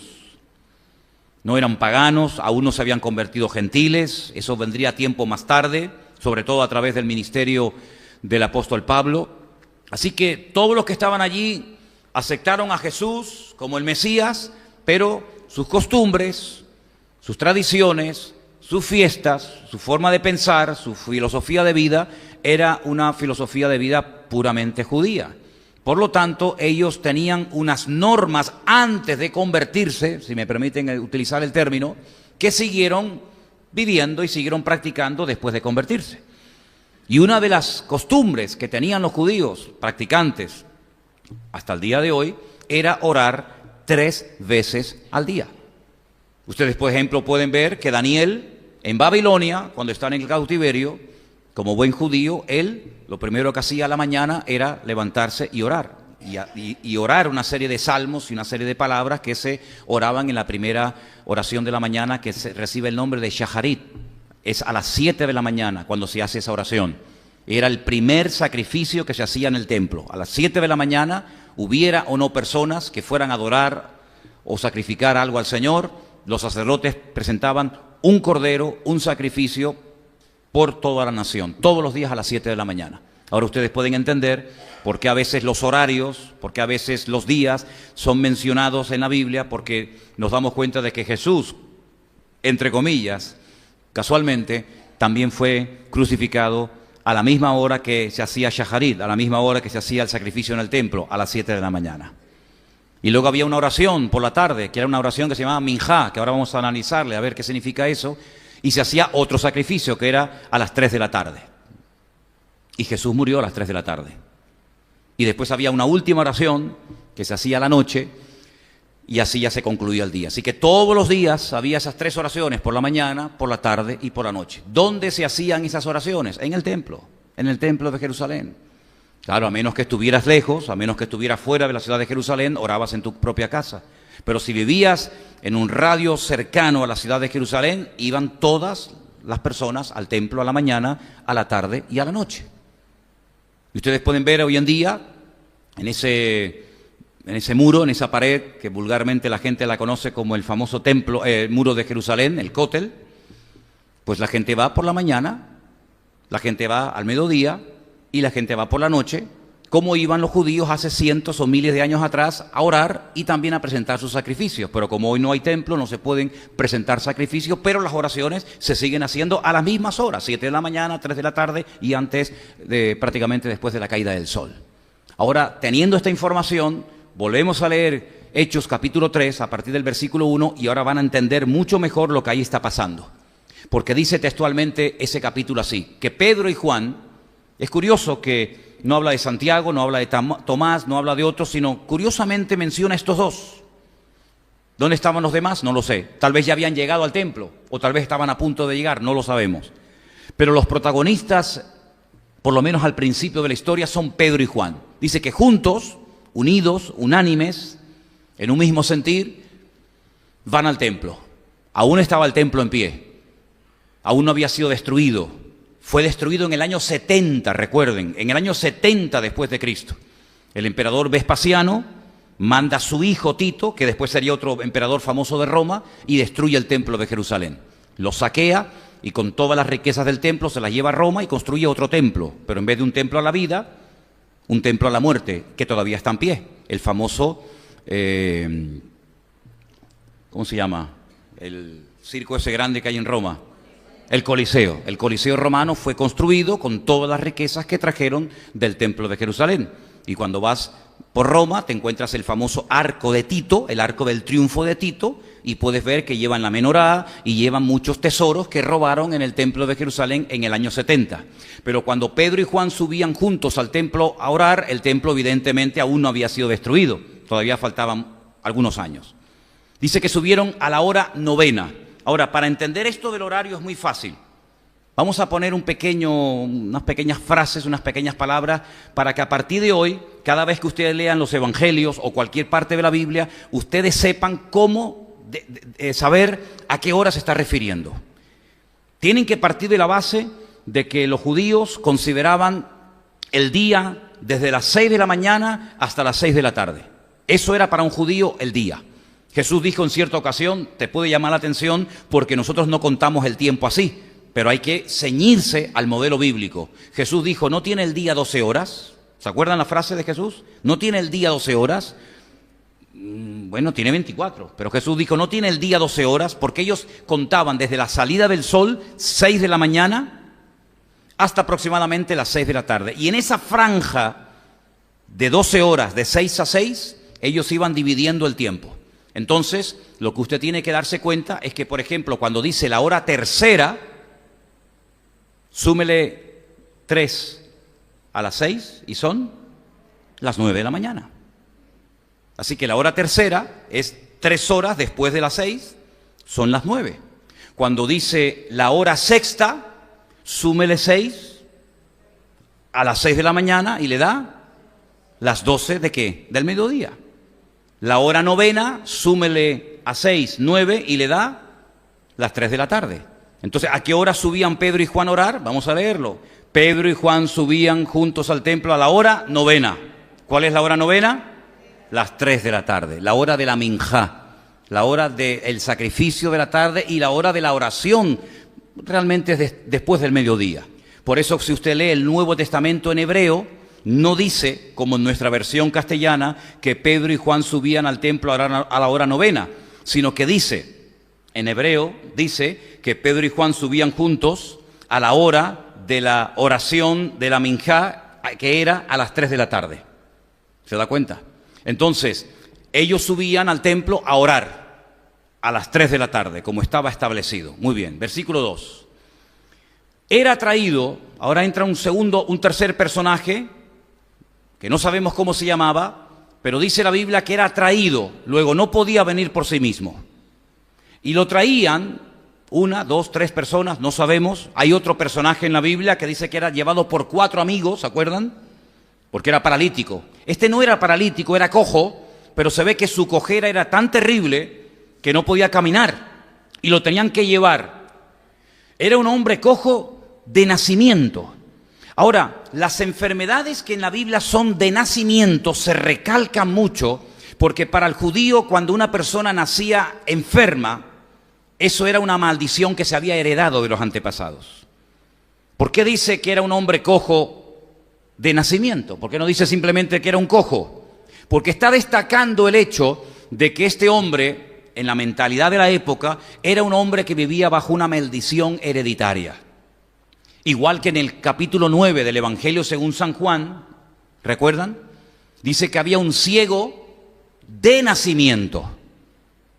No siempre dice eso la Escritura, porque no todo el mundo nació ciego. Había gente que había visto durante un tiempo. Hay personajes en la Biblia, por ejemplo Isaac, ¿se acuerdan? El patriarca Isaac, él vio perfectamente durante años, pero él pierde la vista. Y ahí se aprovechó, ¿se acuerdan? Jacob para engañar a su padre, etc. Pero el que nacía cojo, el que nacía ciego, el que nacía mudo, el que nacía con una enfermedad, era, por así decirlo, doblemente enfermo. ¿Por qué? Porque se consideraba que algo habían hecho sus padres, o sus abuelos, o sus antepasados, para que ese niño o esa niña que nacía ciego, cojo, mudo, paralítico, lo que fuera, naciera de esa manera. Era como una especie de castigo. Ahora pueden ustedes entender por qué los discípulos, cuando ven al ciego de nacimiento en Juan capítulo 9, le preguntan al Señor algo extraño para ti y para mí, pero no para ellos. Porque ellos dicen, Señor, este hombre es ciego. Y es ciego desde el vientre de su madre, desde niño, nunca ha podido ver. ¿Quién pecó, Señor? ¿Quién pecó? ¿Él? ¿Sus padres? Y el Señor desmantela este argumento, el Señor rompe con esta filosofía de vida totalmente antibíblica, y el Señor le dice, ni él ni sus padres, sino que este hombre ha nacido ciego para que la gloria de Dios se pueda manifestar en él. Pero fíjense cómo destaca el hecho de que es un cojo de nacimiento. Siempre fue así, no es que estuvo caminando un tiempo bien y de repente, no, siempre lo fue, cojo de nacimiento. Y lo tenían que poner a la puerta del templo que se llama La Hermosa, para que pidiese limosna a los que entraban en el templo. No podía entrar. Tal vez te has preguntado, bueno, ¿y por qué no lo llevaban dentro del templo? Y escuchaba lo que llamamos nosotros vulgarmente el culto. Es que no podía entrar, porque cualquier persona con defectos físicos tenía totalmente prohibida la entrada. Un sacerdote, siendo sacerdote de la tribu de Leví, que tuviera un defecto físico, no podía entrar a la presencia de Dios. Si fuera cojo, mudo, ciego, paralítico o una lista enorme de enfermedades que menciona la Biblia, aunque fueran sacerdotes, aunque fueran buenas personas, los defectos físicos le impedían a las personas poder entrar. Por lo tanto, este hombre nunca, jamás en su vida iba a poder entrar ni siquiera al atrio, porque estaba bajo la maldición de esta enfermedad. Era como un pecado hereditario en forma de enfermedad, y este hombre era, permítame, un pobre desgraciado. Un hombre que nunca iba a poder llegar a la presencia de Dios, un hombre que dependía de la ayuda o del apoyo de amigos o de familiares para poderlo llevar al templo, un hombre que jamás en la vida iba a tener la opción de cambiar. Ponte en el lugar de este pobre hombre. Vivía de lo que le daban. Un día recogería más, un día recogería menos. Cuando había fiestas, como fiesta de la Pascua, Pentecostés o los tabernáculos, que Jerusalén estaba así y subían miles y miles de personas, bueno, podía ser que se llevara un buen dinero en limosnas y en dinero que le daban, pero había días en los que a lo mejor subían pocas personas al templo. Pero él vivía de eso. No había ningún tipo de ayuda, no había ningún tipo de respaldo social. Era una persona que era un auténtico mendigo. Y si no lo llevaban, pues imagínate, peor todavía. Ahora, no sé si os habéis dado cuenta que dice que lo llevaban y lo ponían a la puerta del templo. ¿Por qué no lo llevaron, por ejemplo, a un lugar que estaba muy cerca del templo, del cual se habla en Juan capítulo 5, donde dice la Biblia que había una multitud de paralíticos, como él, de ciegos, de gente enferma, y se llamaba el famoso estanque de Betesda? ¿Os acordáis? Porque Jesús había estado durante su ministerio en el estanque de Betesda. Dice que había una multitud de gente enferma. Y la gente que estaba allí en el estanque de Betesda esperaban que de vez en cuando viniera un ángel y aquellas aguas putrefactas y estancadas que estaban allí y siguen estando, las moviera, y el primero que se zambullía, el primero que se metía, quedaba sano de su enfermedad. Bueno, eso, permítame que les diga, eso fue una leyenda que se transmitió de generación en generación, como hay tantas leyendas populares en todos los países y pueblos del mundo, que la gente las cree, pero que realmente no son verdad, porque nunca nadie se sanó en el estanque de Betesda. Nunca, según la Biblia, fue un ángel y movió las aguas, porque aparte de eso sería un sistema tremendamente injusto y discriminatorio, porque era el primero, ya el segundo ya no te había opción de ser sanado. Nunca nadie se sanó en el estanque de Betesda, pero la gente esperaba y esperaba y esperaba algo que nunca ocurría. ¿Conocen ese versículo que dice que lo que uno espera y no viene se termina convirtiendo en un tormento al corazón? ¿Lo conocen? ¿Verdad? Jesús llegó al estanque de Betesda y sanó a uno, a un paralítico. Se va al templo y me da la impresión, es mi opinión personal, que a raíz de ese día el estanque de Betesda quedó totalmente inservible y ya la gente no iban a aquel lugar, porque sabían que allí no pasaba nada. Además, me imagino que el que fue sanado en el estanque de Betesda dio muy buen testimonio en las calles de Jerusalén de cómo fue sanado, no por aquel ángel, sino por el enviado del Señor, el Señor Jesucristo. Así que este hombre no lo llevaban al estanque de Betesda. A este hombre lo ponían en la puerta del templo, allí para que esperara pacientemente. Ahora, volviendo al versículo 1, dice que Pedro y Juan subían al templo a la hora de la oración. Esa oración se llama minjá. Y quiero leerles 3 versículos, hay muchos más, ¿vale? Solamente 3 versículos, para que ustedes vean cómo se ha traducido esa palabra, ese tiempo de oración en diferentes textos de la Biblia. Vayamos, por ejemplo, a 1 de Samuel, capítulo 10, versículo 27. Ahí aparece en ese texto, en la versión original, la palabra minjá, que es la hora a la que Pedro y Juan subían al templo a orar. Y dice así: pero algunos perversos dijeron, ¿se acuerdan? Este es el día que nombraron a Saúl como rey de Israel.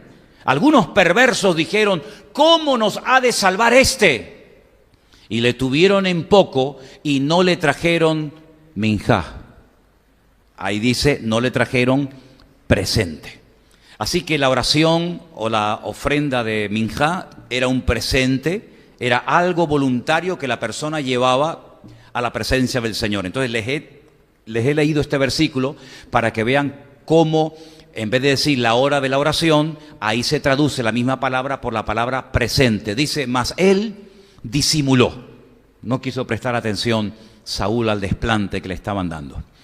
En el libro del Génesis, la misma palabra se ha traducido de una forma diferente. Génesis capítulo 4, versículo 3. Aconteció que andando el tiempo, Caín trajo del fruto de la tierra una ofrenda. La palabra ahí, ofrenda, en hebreo es minjá. Entonces, en el otro texto anterior era la palabra presente, aquí se traduce por ofrenda, pero el último versículo que quiero leerles para que vean otra traducción de la misma palabra está en Éxodo 29, 38, que dice: y estará sobre la frente de Aarón, y llevará a Aarón las faltas cometidas en todas las cosas santas que los hijos de Israel hubiesen consagrado, en todas sus santas ofrendas, y sobre su frente continuamente, para que obtenga gracia delante del Señor. Si ustedes siguen leyendo el resto del pasaje, se van a encontrar que era la oración, era la ofrenda, el presente, que se hacía a la tarde. Para diferenciar del que se hacía a la mañana y para diferenciarlo de otros sacrificios que se hacían. Volviendo al paralítico, era un hombre que no tenía ninguna esperanza de ser cambiado o restaurado. ¿Cuántas personas que conocemos y nos topamos cada día con ellos, puede ser que ya hayan tirado la toalla, que ya no tengan ninguna esperanza, se han resignado? ¿Te acuerdan que el otro día les decía que es una palabra que yo la verdad no soporto? Me he resignado. No está en la Biblia esa palabra. El creyente no tiene que resignarse a que las cosas no van a cambiar, porque eso es falso. El Señor dice que Él puede cambiar hasta nuestro propio lamento, nuestra tragedia, nuestro dolor familiar o de la índole que sea, lo puede cambiar en baile. ¿Cuántos dicen amén? El Señor puede cambiar nuestras tragedias en victorias. Nuestras enfermedades, el Señor las puede cambiar en milagros. Nuestra escasez la puede cambiar en abundancia, porque en el Señor hay esperanza. No hay esa resignación de decir, bueno, esta es la cruz que me tocó, esta es mi enfermedad, este es mi problema. No pierda la confianza en el Señor. Ore, confíe, espere en el Señor, y el Señor puede sorprenderte antes de lo que tú te imaginas. ¿Cuánto lo creen? Así que este hombre había perdido la esperanza, como mucha gente hoy en día. ¿Por qué? Porque el médico, un señor que usted no conoce de nada, pero que dice que es médico y que tiene el título colgado en la pared, le ha dicho que a usted le quedan 3 meses de vida. Y usted lo cree y lo dice en casa: mira, me han dicho que me quedan 3 meses de vida. Me han dicho que para mi enfermedad no hay remedio, no hay cura, no hay medicina. Pero ¿quién te ha dicho a ti eso? El médico. ¿Y el médico quién es? ¿Dios? ¿Y por qué no tienes la misma fe cuando lees la Biblia? Al médico lo que te dice lo crees y lo llevas a rajatabla, por la mañana, por la tarde, por la noche, el jarabe, la inyección o lo que te mande. Y si te dice no haga esto, no lo haces, o si te dice no coma esto, no lo comes.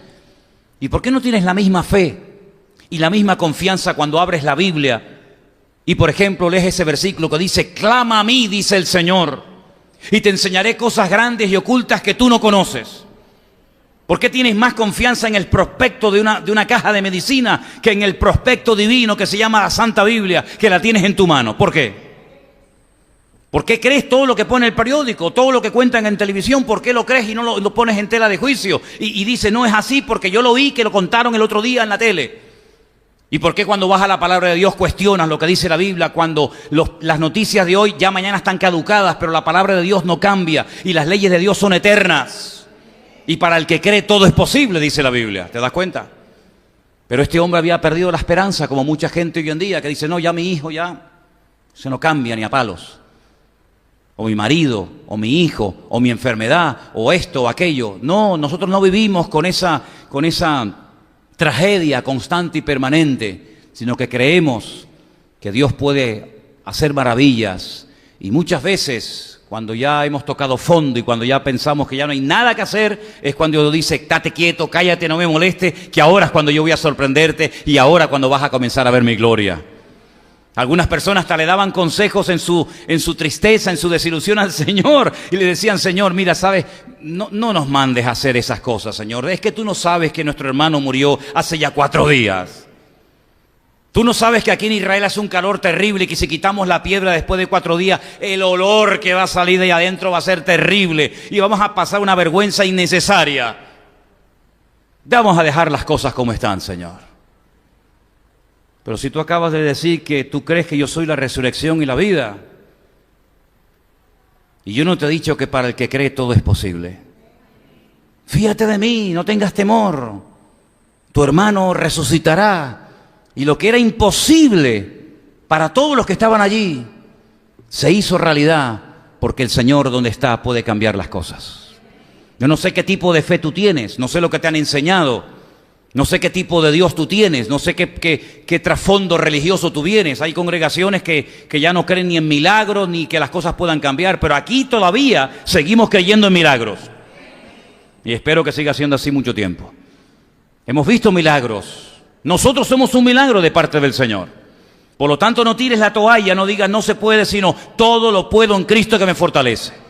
Y las cosas pueden cambiar si tenemos fe en el Señor y confianza en el Señor. Y yo el jueves les recitaba un texto que aprendí hace muchos años que dice algo así como: esta es la confianza que tenemos en Él, que si pedimos alguna cosa conforme a su voluntad, Él nos oye. Y si Él nos oye, sabemos que tenemos las peticiones que le hayamos hecho. ¿Cuántos dicen amén? Es decir, Dios no va a oír algo que no va a contestar, pero si Él me oye es porque Él me va a contestar.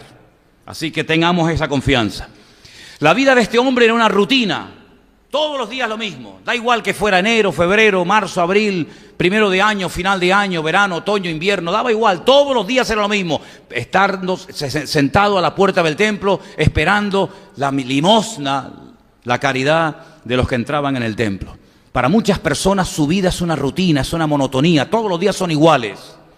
Sin embargo, en el Señor dice la Biblia que Él nos puede llevar de una victoria a otra victoria, de una gloria a otra gloria, de una bendición a otra bendición. Y si vivimos en Cristo, la vida cristiana es una aventura. ¿Cuántos dicen amén? No hay rutina, no hay monotonía, no hay aburrimiento. Si verdaderamente estamos conectados a la fuente y buscamos cada día de parte del Señor. Se quedaba a la puerta. Yo estaba pensando en estos días, ¿cuántos personajes y cuántas personas hoy en día se quedan a la puerta de la bendición? ¿Saben en quién pensaba cuando leí esto de lo dejaban a la puerta? ¿Saben en quién me vino a la cabeza? Nada más y nada menos que Moisés. Había sacado al pueblo de la esclavitud. Los había llevado por el desierto un montón de años. Pero algo hizo que al Señor no le agradó y el Señor le dijo: no vas a entrar a la tierra prometida. Al otro lado del Jordán estaba Moab. Hoy en día se llama ese país Jordania. Desde Jordania, desde Moab, simplemente era cuestión de cruzar el río Jordán y ya estabas en la tierra prometida. El Señor le dijo: no vas a entrar, no vas a entrar. Pero te voy a mostrar toda la tierra, lo cual es un milagro. Porque desde allí no se puede ver toda la tierra de Israel. Imposible. Ni Jerusalén la puedes ver, que está a unos pocos kilómetros. Pero el Señor permitió que viera toda la tierra, desde el norte hasta el sur, desde el este hasta el oeste. ¿La ves? Qué bonita, ¿verdad? Preciosa, pero tú no vas a entrar. Se quedó y murió a las puertas de la tierra prometida. Qué tremendo, ¿no?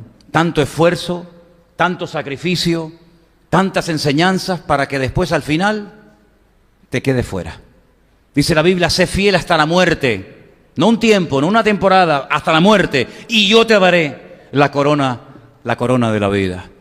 Pensaba también en el joven rico, aquel que había inflado su currículum de una manera tremenda, hasta el punto que le dice al Señor: eso que me estás pidiendo, yo lo he hecho todo. Y el Señor dice: sí, todo. Pero a ti te falta todavía una cosa. Y cuando le dijo el Señor: a ti te falta esto y tienes que hacerlo, dice que se puso triste, se dio media vuelta y se marchó. Sí, ha habido personajes en la Biblia y hay personas hoy en día que se quedan a la puerta de la bendición de Dios. Le faltaba un paso más de fe, le faltaba un día más de oración, le faltaba un momento más, pero tiraron la toalla antes de tiempo y perdieron la bendición. Hermanos, que no nos pase eso a nosotros, amén. Que no nos pase eso a nosotros, que a última hora la embarramos y perdemos la bendición y la posibilidad de haber visto la gloria del Señor. ¿Qué te parece? Yo me acuerdo que hay en la Biblia un personaje que el mejor culto que tuvieron los discípulos, él se lo perdió. Y me refiero a Tomás. Porque dice la Biblia que el día que el Señor Jesucristo se presentó en la sala, en la habitación, donde estaban sus discípulos temblando de miedo y temerosos porque pensaban que iban a venir a por ellos y a llevarlos también a la cruz, dice que de repente se apareció en medio de la sala el Señor y les dijo, paz a vosotros. Y lo vieron resucitado, imagínate, en pleno culto se presenta el Señor, pero Tomás no estaba y se lo perdió. No te pierdas la bendición. Díselo al que está a tu lado en esta tarde, hermano. No te pierdas la bendición. No te quedes a la puerta. Aleluya. No te quedes a la puerta. Ahora, ¿qué es lo que esperaba el paralítico en la puerta del templo? ¿Qué es lo que esperaba? ¿Que le vinieran a cantar una canción? ¿Que le regalaran una Biblia? ¿Que lo invitaran a un culto? No. Él creía que lo que verdaderamente él necesitaba en la vida era dinero. Él estaba allí pidiendo dinero. Y a veces podemos equivocarnos pensando que lo que nos hace falta a nosotros es esto o aquello, y resulta que es todo lo contrario. Lo que este hombre necesitaba no era dinero, porque cuando tú le das dinero, o si se le daba dinero a este hombre, al día siguiente tenía que volver a pedir dinero. Lo que este hombre necesitaba era un encuentro con Cristo, que no tenía. Y lo que el mundo necesita y lo que la gente necesita verdaderamente es conocer al Señor. Porque cuando conoces al Señor, te puede pasar lo de Pedro, que dice, mira, yo no tengo recursos económicos. Oye, me llama mucho la atención. Fíjate tú, me llama mucho la atención que Pedro y Juan, que no eran cualquiera, eran verdaderamente hombres de Dios. Bueno, hay un momento en el que la Biblia se fija en algo que pasó solamente con Pedro, que yo sepa, no hay ninguna otra historia de otro personaje de la Biblia que le ocurriera temporalmente lo que durante un tiempito le pasó a Pedro. Y es que sin querer, sin imponer las manos, sin orar por nadie, pasaba y como su sombra tocara a un enfermo, el enfermo quedaba sano. ¿Tú conoces a alguien así? Hay alguna gente que dice, qué mala sombra tiene este. Los gitanos tienen esa expresión, uy, qué mala sombra tiene este, que no te toque ni la sombra, ¿no? Bueno, pues Pedro pasaba y sin querer veía a uno que se levantaba, al otro que se resucitaba, al otro que empezaba a hablar. Y dice, uy, ¿qué le pasó? Dice, no, es que al pasar tu sombra lo tocó y el Señor se glorificó y lo sanó. ¿Cómo es posible que personas de este calibre espiritual, de esta madurez, porque este sí tenía carácter, compromiso y capacidad, este sí que era un hombre aprobado. ¿Cómo es posible que este hombre, con este nivel de santidad, con este nivel de unción, que casi te da hasta miedo estar al lado de Pedro? ¿Sí o no? ¿A ti no te daría miedo estar al lado de gente así? Yo sé que ustedes, claro, perdonen, se me olvidó. Yo sé que ustedes están en un nivel espiritual que ya se te puede presentar Gabriel, que tú dices, hola Gabriel, ¿qué tal? ¿Cómo estás? Pero estar al lado de gente así es impresionante, es impresionante. Te entra un tipo al culto y le dice, Pedro, ¿qué traes ahí en la mano? Y dice, no, traigo una ofrenda. Ah, vale, muy bien. No, pero espérate, es que es una ofrenda porque vendí un terreno, acabo de vender un terreno y lo traigo todo a la iglesia. Y dijo Pedro, ¿todo? ¿O una parte que tú has apartado para la obra? Dice, no, todo. Y hace así, ¡pum! Y cayó muerto en la presencia del Señor. Primeramente, aquí no se obliga a nadie a traer nada. Pero si traes algo, no vengas y te quieras poner la medallita de que lo traes todo cuando estás mintiendo. Tú no traes todo. Tú traes una parte, pero quieres hacerle creer a la gente que eres muy generoso y dices que todo, y es mentira. Así que aquí no se permite eso. ¡Pum! Cayó muerto. Hermano, los jóvenes, dice que los jóvenes tuvieron trabajo ese día. Los jóvenes de la iglesia lo cogieron y se lo llevaron y lo enterraron. A las 2 o 3 horas viene la señora, doña Zafira. Y cuando entra, dice, ¡ay, traigo una ofrenda! Y le dice Pedro, ¿pero es una ofrenda así de una parte que tú has traído o es todo? No, todo. Dice, mira, te voy a decir una cosa. Hace un rato se acaban de llevar con los pies por delante a tu marido. Así que despídete de lo que te tengas que despedir, porque de aquí no sale. Hace así, pum, y cayó muerta y se lo llevaron para afuera. ¿Tú te imaginas estar al lado de un hombre así? ¿Tú te imaginas estar al lado de un pastor, de un siervo de Dios así? Muchacho, ahí todo el mundo iba así, derecho como una vela. Derecho como una vela, porque te miraba y decía, te miraba solamente y decía, no, perdón, no, ¿verdad? ¿Qué te parece? Y un hombre así, de este nivel, que hoy en día no hay nadie, olvídate, no hay nadie ni en ninguna denominación, en ninguna iglesia evangélica del mundo que tenga ese nivel de espiritualidad, de santidad, de unción, de poder, olvídate, eso no existe hoy en día en ninguna parte. Este hombre llega y le dice al paralítico, no tengo ni plata ni oro. ¿Tú te imaginas que estos hoy en día, que no son nada, que ellos dicen que son algo, tuvieran semejante poder y semejante autoridad? ¿Cómo viviría esa gente? Sin ser nada, mira cómo viven o cómo pretenden vivir del cuento y robándole a veces a la gente. Imagínate un hombre como Pedro, no tengo ni plata ni oro, sí, no tengo nada.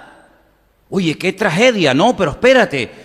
Pero da la casualidad de que él sabía lo que no tenía y por lo tanto si no lo tengo no lo puedo ofrecer, pero él también sabía lo que tenía y de lo que podía disponer en el Señor. Y le dice, pero en el nombre de Jesucristo levántate y anda. Y caminó y salió glorificando a Dios. Mire, no es una bendición que la iglesia no tenga recursos económicos, no lo vean como una bendición. Esto es una realidad que plasma el autor Lucas para que veamos que la fuerza de Pedro, la fuerza de la iglesia primitiva no era lo económico, sino más bien la unción del Señor, ¿verdad? No lo vean como una bendición, ay pues, no. No es una bendición el no tener recursos para comprar Biblia, no es una bendición no tener recursos para pagar el alquiler, no es una bendición no tener recursos para ayudar a los necesitados, no, eso no es ninguna bendición, eso es a veces una desgracia, ¿sabes? Pero lo que está reflejando la Escritura es que el creyente no tiene que depender de lo que tiene, sino de lo que es. Y Pedro sabía que en ese momento no tenía recursos. Pero él sabía que tenía recursos espirituales más que suficientes para ayudar a este hombre, no por una semana, no por un mes, sino cambiarle la vida radicalmente. Y él sabía que el que podía cambiarle la vida a ese hombre, y tú y yo también tenemos que saberlo, que el que nos puede cambiar la vida a nosotros es el Señor Jesucristo. ¿Cuántos dicen amén? Dale un aplauso a Él en esta tarde. Él te puede cambiar la vida. Aleluya. Totalmente te la puede cambiar, de la noche a la mañana. La pregunta es, ¿nosotros en este momento estamos más predispuestos a recibir o a dar? Porque por ahí hay una frase que todos conocemos de memoria que dice que más bienaventurado es dar que recibir. Hombre, claro, si yo puedo dar es porque me sobra. Si solamente quiero recibir es porque tengo necesidades. Y el Señor lo que quiere es darnos para que demos. Seguramente estaremos un tiempo necesitados de que nos den. Pero no podemos vivir toda la vida esperando que nos den, sino que lo que tenemos que orar es que el Señor nos dé para que podamos dar a otras personas. Y cuanto más damos, más nos va a dar el Señor. Eso es lo que dice la Escritura. Ahora es interesante notar que este hombre se levantó esa mañana como cualquier otro día. Él no esperaba que ese día sucediera algo que le cambiara la vida. Pero nuestros pensamientos, dice la Biblia, que no son sus pensamientos. Otro hombre se levantó una mañana cargando una pesada cruz sobre sus espaldas, sabiendo que iba a ser su último día de vida. Otro hombre se levantó una mañana diciendo, hoy me han condenado a muerte, se acabó el relajo, se acabó el despilfarrar dinero, se acabó todos los abusos y barbaridades que cometí, hoy es mi último día de vida. Y lo llevan a un lugar que lo conocemos como el Calvario, el Monte Gólgota, el Monte de la Calavera, en fin, depende del idioma que estés hablando, arameo, griego, hebreo, castellano, da igual, es el mismo sitio. Y ese hombre sabía que por sus delitos merecía la muerte. Pero ese día, cuando él observa, se da cuenta de que justo a su lado hay una persona que ha sido muy famosa durante años en Israel, ha recorrido todo el país y ya a estas alturas todo el mundo en Israel, todo el mundo en Jerusalén, todo el mundo en cualquier pueblecito pequeño o grande que fuera, todo el mundo sabía quién era Jesús de Nazaret, lo sabía. Tal vez él tuvo alguna tía, algún familiar que fue sanado, liberado de demonios, yo no sé. La cuestión está en que ese día que él se levantó y tomó su último café con leche y desayunó en aquella prisión, sabiendo que se iba al infierno de cabeza ese día y lo iban a condenar a muerte los romanos, ese día cuando él mira la cara del Señor Jesucristo, él le dice, Señor, acuérdate de mí cuando vengas en tu reino. Fíjate la palabra tan profunda que le lanza al Señor. Acuérdate de mí. ¿Cómo se va a acordar de ti uno que está como tú, que va a morir? Los muertos no se acuerdan de ti. Y los muertos no van a volver, a menos que resuciten en el nombre del Señor. Pero él en ese momento, él tiene una revelación, él sabe que el Señor va a morir, pero él es el Mesías. Y cuando venga, va a venir con su reino, con poder y con autoridad. Y yo te pido que por favor, aunque vengas con millones y millones de ángeles y se levanten millones de muertos en los 5 continentes y salgan los muertos de la tierra y salgan los muertos del mar, de toda esa multitud te pido que por favor te acuerdes de mi cara, que te acuerdes de mi nombre, que te acuerdes de mí cuando vengas en tu reino. Yo sé que habrá mucha gente, yo sé que habrá un montón de cosas que resolver y sé que habrá un montón de juicios, pero por favor no te olvides de mí, acuérdate de mí. También José le clamó a grito a aquel hombre que le reveló el sueño y cuando se iba le dice, oye, por favor, acuérdate de mí, háblale bien de mí al faraón. Y le digo, sí, no te preocupes, yo me acuerdo de ti. Salió y nunca más se acordó de él. Pero cuando le decimos al Señor, échame una mano, óyeme, acuérdate de mí, el Señor no es como aquel panadero, como aquel de Egipto que se olvida de las cosas, sino que el Señor recuerda tu oración. Él ha tomado buena nota de cada palabra que ha salido de tus labios. Él ha tomado buena nota de cada lágrima que ha salido de tus ojos, de cada oración que le has hecho en el coche, en el avión, en el barco, en la cárcel. Él toma buena nota de todo. Y no se olvida de lo que tú le has pedido. Y no se olvida de tu necesidad ni de tu vida. Y el Señor se le queda mirando y dice, hoy estarás conmigo en el paraíso. Aleluya. Se levantó y desayunó con el diablo, condenado a muerte, pero cenó esa noche en el reino de los cielos con el Rey de Reyes y el Señor de los Señores. Para él todos los días eran iguales, pero ese era el peor de su vida. Ese era el día malo. Por eso la Biblia dice, ay amigo, hermanos, creyente, hijo de Dios, acuérdate de tu Creador en los días de tu juventud, antes de que venga, ¿qué? Los días malos. Y por eso Pablo a los Efesios en capítulo 6 les dice, pónganse la armadura, pónganse el yelmo, cojan la espada, no la pierdan, pónganse el escudo, vístanse como Dios manda para que cuando venga el día malo puedas estar firme y habiendo acabado todo, estés firme y no claudiques y te quedes a las puertas y pierdas la bendición de Dios. Este hombre lo ponían a la puerta, pero ¿sabes qué? El Señor te encuentra donde tú estés. No importa. Si estás en el vientre de un enorme pez y no te ve nadie, el Señor desde allí oyó y sacó a Jonás y le dio una segunda oportunidad.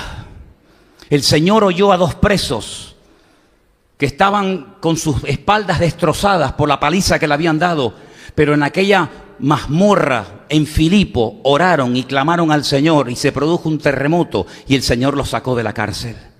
El Señor se acordó de un preso, Pedro, por cierto, que estaba encadenado a 16 soldados romanos. Pero se acordó de la oración y oyó la oración de madrugada de la iglesia y lo sacó y los que estaban allí ni se dieron cuenta. El Señor escucha nuestra oración y nuestro clamor cuando sale de lo más profundo de nuestro corazón. Y yo no sé, ya esto es especular, ya cada uno piensa lo que quiera, pero ¿por qué no podemos pensar que este pobre hombre, cojo de nacimiento en la puerta del templo, no dijo algún día, no susurró un día en alta voz? ¿Verdad? Como cuando David dijo, ay, que me diera a beber un poquito del agua del pozo de Belén. ¿Quién sabe si este hombre dijo, cómo me gustaría a mí correr como ese niño? ¿Cómo me gustaría a mí entrar al templo como aquella familia y entrar a la presencia de Dios? Yo no sé si lo dijo o no lo dijo, pero yo lo que sé es que el Señor lo visitó y lo levantó y le cambió la vida y nunca más volvió a sentarse a la puerta del templo a pedir limosna. Porque el Señor cambia, el Señor transforma, el Señor libera, el Señor rompe cadenas, no importa lo bajo que hayas caído, lo lejos que te hayas ido, lo frío que estés, no importa. Lo importante es que en el nombre de Jesucristo te levantes y sigas caminando para la gloria de Dios. ¿Cuántos dicen amén? Ese es nuestro Dios. Y yo no sé si tú estás cojo del alma, porque no solamente se cojea de las piernas, hay gente que tiene coja el alma, hay gente que tiene coja el espíritu, y les cuesta alabar, y les cuesta sonreír, y les cuesta hasta respirar. De ahí viene la palabra desaliento, me falta el aire. Pero qué bonito es saber que en el nombre de Cristo hay poder para cambiar las cosas, ¿sí? No le hizo allí un show, un espectáculo, no hizo allí una cosa rara, sino le dijo simplemente, en el nombre de Jesucristo, levántate y camina. Yo nunca olvidaré una experiencia que tuve en la ciudad de Rosario, de la cual es Matías, hace ya años atrás. Cuando después de un culto en una iglesia, concretamente en la iglesia del pastor Norberto Carlini, en el Santuario de Fe, en la calle Provincias Unidas en Rosario, cuando terminó el mensaje, era costumbre, por lo menos en aquella época, no sé si hoy en día es igual, de pasar la gente adelante para que el pastor, el que hubiera compartido la palabra ese día, orara por las personas. Y pasado muchísima gente, porque era y sigue siendo una iglesia muy grande. Y nunca en mi vida olvidaré esa experiencia que tuve ese día, cuando una chica joven era traída en una silla de ruedas por su madre, un familiar, y me la pusieron aquí a mano derecha. Y claro, cuando te ponen a un paralítico delante de la plataforma, no es para que le cuentes el cuento de Caperucita Roja. Te la traen para que ores por ella porque crees que el Señor la puede levantar, ¿o no? Entonces se hizo una fila así muy larga de gente, y la idea era ir orando por uno, por otro, por otro, por otro, por otro. Y entonces cuando yo me bajé de la plataforma y me acerqué y miré la cara de esta chica, yo le dije, ¿tú crees que el Señor Jesucristo te puede sanar? Y me dijo, sí. Entonces yo creo que en ese momento ella tenía más fe que yo. Yo quería orar por lo que le dolía la cabeza, por los que estaban desanimados, esas cosas que no se ven, que después dice, ay, el Señor lo sanó. Y bueno, porque tú lo dices. Entonces yo, como en ese momento digo, bueno, pues tú lo crees, bueno, yo también lo creo, pero vamos a hacerlo suavecito para que no se note mucho. Yo me acerqué al oído y me acordé de este versículo y le dije, bajito, si llego a saber lo que va a pasar, le pego un grito que no vea. Le digo, en el nombre de Jesucristo, levántate y camina. Y yo seguí orando y orando y orando por la gente, y cuando yo iba por ahí por la mitad, oigo unos gritos, ¡ah! Unos gritos, un espaviento, y cuando miro así, la chica se levantó y se puso de pie y comenzó a caminar. Mira, yo ni me lo creía. Yo pensé que me iban a sacar a mí en silla de ruedas de la iglesia. Yo ni me lo creía. Al año siguiente, el pastor me invitó otra vez a predicar en su iglesia, y cuando estoy predicando, en medio de la predicación, la muchacha viene por el medio del pasillo y se sienta allí. Y cuando termina el culto me dice, ¿tú te acuerdas de mí? Digo, yo en mi vida me he olvidado de tu cara, sé quién eres. Dice, el Señor me sanó ese día y hasta el día de hoy sigo sana. ¿Qué te parece? Mire, el Señor Jesucristo puede hacer milagros, y el Señor Jesucristo puede hacer lo que el médico dice que es imposible. El Señor Jesucristo tiene todo el poder, porque el regalo, el don, el premio del Padre al Hijo fue por cuanto se ha humillado, por cuanto ha muerto, por cuanto ha dado su vida en la cruz por los pecados de la humanidad. He aquí yo le doy un nombre, que es sobre todo nombre, para que en el nombre de Jesús se doblen las rodillas y las lenguas confiesen que Él es el Señor, para gloria de Dios Padre.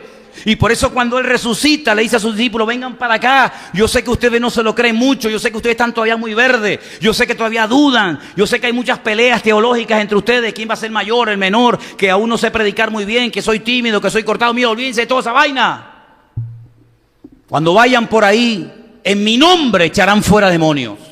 En mi nombre pondrán las manos sobre los enfermos y sanarán. En mi nombre hablarán nuevas lenguas. Y todo lo que van a hacer ustedes, no lo van a hacer en nombre de Pedro, en nombre de Juan, en nombre de la iglesia, en nombre del pastor, en nombre de la denominación. Lo van a hacer todo en mi nombre, para que mi nombre sea glorificado, y la gloria y la honra no se la lleve el hombre, sino se la lleve el Señor. Fuertes aplausos a Él en esta tarde. Aleluya. Gloria a Dios, al nombre de Cristo. Toda la gloria sea para Él. Aleluya. Amén. Amén. Aleluya, Jesús. Señor, en esta tarde te damos gracias porque vemos que en tu nombre las cosas pueden cambiar. No importa lo cerrada que esté la puerta, no importa lo arraigada que esté la enfermedad, no importa lo cerrada que esté la persona o el corazón, en el nombre de Cristo tomamos autoridad y las cosas cambian.